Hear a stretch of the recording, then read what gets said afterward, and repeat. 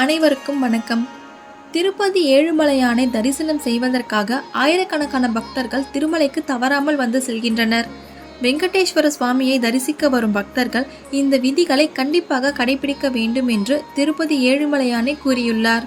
இன்னும் திருமலையில் 99% பக்தர்கள் இந்த தவறுகளை செய்து கொண்டுதான் இருக்கிறார்கள்.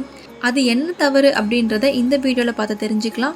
அதுக்கு முன்னாடி இப்போ தான் நம்ம சேனலை ஃபஸ்ட் டைம் பார்க்குறீங்கன்னா மறக்காமல் சப்ஸ்கிரைப் பண்ணிக்கோங்க. பக்கத்தில் இருக்கிற பெல் ஐக்கானையும் கிளிக் பண்ணிக்கோங்க.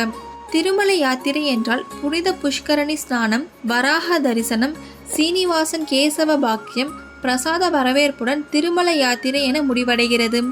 அதனால் இத்தலம் வராக சேஸ்திரம் என்றும் வராக தீர்த்தங்கம் என்றும் அழைக்கப்படுகிறது. கலியுகத்தின் தொடக்கத்தில் வைகுந்தனி பூலோகத்தில் ஸ்ரீ மகாவிஷ்ணு வெங்கடாச்சலபதிக்கு ஸ்ரீனிவாசராக வந்ததாக புராணங்கள் கூறப்படுகின்றன. இப்படி வந்த அந்த மகாவிஷ்ணுவை அடையாளம் கண்டு கொண்ட பூவாராக சுவாமி, ஓ சீனிவாசா, ஏன் இந்த பூமிக்கு வந்தாய் என்று கேட்டார். லக்ஷ்மியின் இருப்பிடமான என் மார்பை பிருகு மகரிஷி தொட்டவுடன் லக்ஷ்மி தேவி வைகுண்டத்தை விட்டு கோலாப்பூர் சென்றாள் என்று ஸ்ரீனிவாசர் கூறினார். சீனிவாசன் வராகவிடம் இங்கு வசிக்க இடம் தரும்படி கேட்டபோதும் வராக பகவான் கொஞ்சம் பணம் கொடுத்தால் இடம் தர அனுமதி அளிப்பதாக கூறினார். அந்த வார்த்தைக்கு சீனிவாசன் பணத்தை விட மதிப்பு மிக்க வார்த்தையை உனக்கு தருகிறேன் என்றார். வராக கேசத்திற்கு எனது தரிசனத்திற்கு வரும் பக்தர்கள் முதலில் புஷ்கரணியில் நீராடி எனது தரிசனத்திற்கு முன் உங்கள் தரிசனம் பெற வேண்டும். உனக்கு எப்பொழுதும் பாலபிஷேகம் செய்கிறேன் என்று வரம் தருவதாக வாக்களித்தார். சீனிவாசன் வராக மூர்த்தியிடம் நான் வழங்கும் இந்த வரத்தை ஏற்றுக்கொள்ளும்படி கேட்டுக்கொண்டார். சீனிவாசன் என் மீது கருணை காட்டுங்கள் என்று வராக சுவாமி ஒப்புக்கொண்டார்.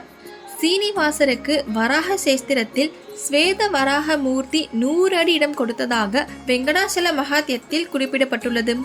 அன்றிலிருந்து இன்று வரை வராக மூர்த்திக்கும் வெங்கடேச பெருமானுக்கும் வழக்கமான சேவைகள் நடைபெற்று வருகின்றன. வராக பெருமானுக்கு பிரசாதத்தை பூஜித்த பிறகு பிரசாதம் ஏழுமலையானிடம் தெரிவிக்கப்படுகிறது. புராணங்களின்படி ஹிரண்யாக்ஷனிடமிருந்து பூதேவியை காப்பாற்றியதற்காக பிரம்மா விஷ்ணுமூர்த்தியை புகழ்ந்த போதும் விஷ்ணுமூர்த்தி பிரம்மாவின் நாசியில் வலிமை மிக்க ஸ்ரீ வாராக வடிவில் அவதரித்து ஹிரண்யாக்ஷனை கொன்று பூதேவியை தனது பற்களில் வைத்து காப்பாற்றினார். பிரம்மாவின் கைகளால் உலக நலனுக்காக வராக புஷ்கரணி வெங்கடாச்சலத்திற்கு வராக வடிவில் அமைந்ததாக வராக புராணத்தில் குறிப்பிடப்பட்டுள்ளது. திருமலைக்கு வரும் பக்தர்கள் முதலில் புஷ்கரணி ஸ்நானம் செய்ய வேண்டும் என்று ஸ்ரீ வெங்கடேஸ்வரரை முடிவு செய்தார் என்பது இந்த புராண கதையிலிருந்து தெரிகிறது. முதலில் வராக சுவாமியை தரிசனம் செய்ய வேண்டும். அதன் பின்னர் சீனிவாச பெருமாள் என்னை தரிசிக்க வேண்டும் என்று விதி வகுத்தார்.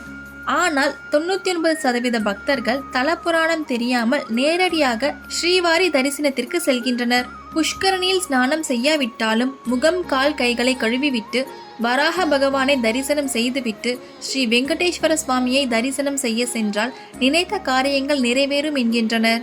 இந்த வீடியோவில் திருப்பதியில் செய்யக்கூடாத தவறை பற்றி பார்த்தோம். இந்த மாதிரி மேலும் இன்ட்ரெஸ்டிங்கான வீடியோவை பார்க்க மறக்காமல் நம்ம சேனலை சப்ஸ்கிரைப் பண்ணிக்கோங்க. உங்கள் ஃப்ரெண்ட்ஸ் அண்ட் ஃபேமிலிக்கும் ஷேர் பண்ணுங்கள். நன்றி, வணக்கம்.